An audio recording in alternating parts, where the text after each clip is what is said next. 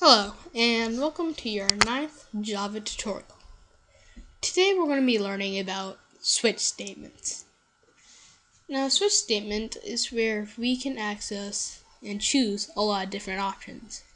These are almost exactly like if statements, just they're a ton easier to write. The whole point of switch statements is that instead of writing 20 different if statements, we can just write one switch statement. So let's get started. Go ahead and type in the name of your favorite song and research their lyrics. So mine is Secrets by OneRepublic. Great song.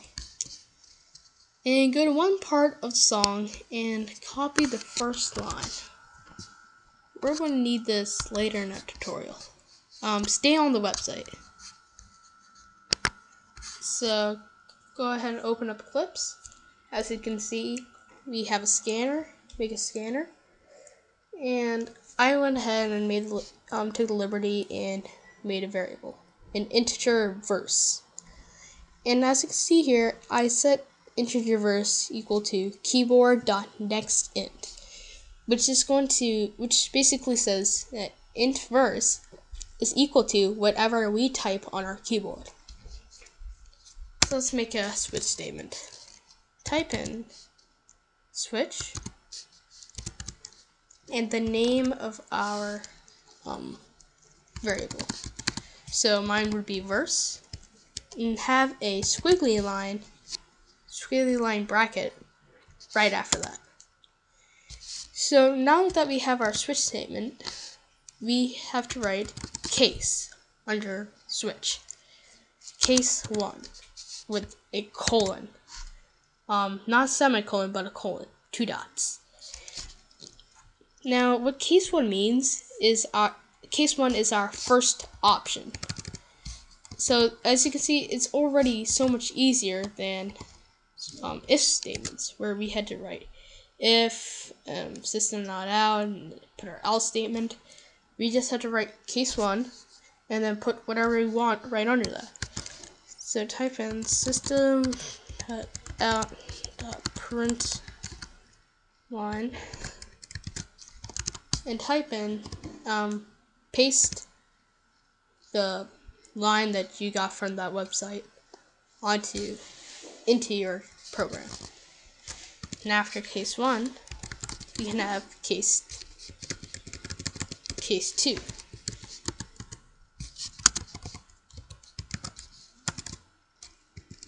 And we can place anything we want under here. So system.out.println, and we can paste in the second line of our song. There we go. Second line. Don't need another perfect line. Then paste it, copy it. Try one more time, make sure. There we go.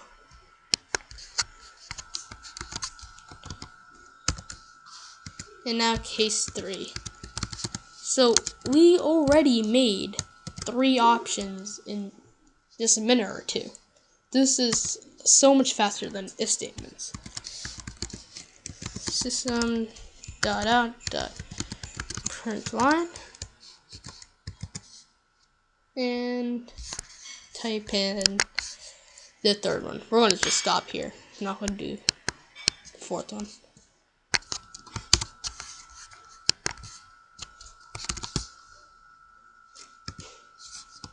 There we go. And I realized that after the first case, we forgot to put something in. So I'm just going to do that right now. After each case, we had to type in break. No, what?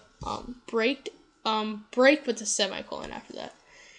So what this does, it just stops the case. If we didn't have the break, then it would just go on to case 2 and print that line out. We don't want that. So just after each case, just type in break with semicolon. Break, and break.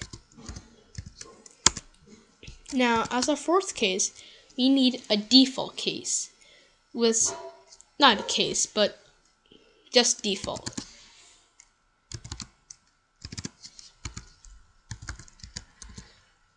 So what this is, it's like our else statement. If whatever we type in does not equal the variable, it takes us to the default statement. So we have the options 1, 2, and 3. So if we had type in 4, it would take us to the default statement because we don't have a case 4. So, or this one we can type in system.out for line. Let's say no such verse. There. Should be good. Now let's run this. Oh, type in break. There we go. Now let's run this. Should take some time. Here it is.